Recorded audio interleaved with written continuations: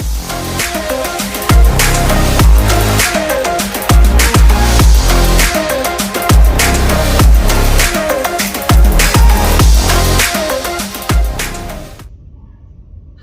I'm Katie, and this is your YMCA Exercise of the Week. Welcome back. Thanks for joining me for another episode of Exercise of the Week. For the next couple weeks, I'm going to talk to you about exercises that can help build strength and stability in your shoulders. Now, if you have shoulder pain, it's important to find out why you're having that pain. A lot of us live with pain and go months or even years just trying to avoid certain things and work around it.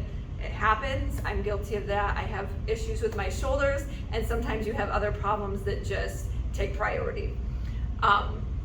However, building strength is not always the answer for alleviating pain. Sometimes there's something else going on, and that's why it's important to figure out what it is.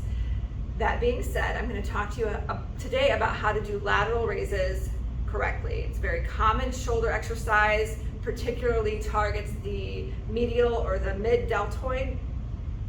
And we use a lighter weight and bring the arms out to the side. I'm going to show you how it should be done correctly, and then show you a few things that I commonly see people do wrong and maybe why, and how to fix them. Okay, so we're going to take a lighter, moderate set of weights, and you can start at your side or even in front with the weights together. You're fairly tall. Some people will angle forward just a slight bit to get their hips out of the way, so when they bring the weights back down, they don't hit their body.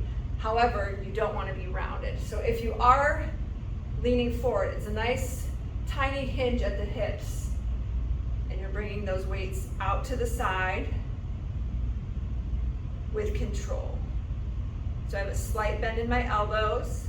You can see that I can lift. I could even pause here if needed and bring that weight down slowly. So here's some common mistakes that I see people make. The wrists are bent and the elbows are dropped. So we look kind of like a bird or that Karate Kid move.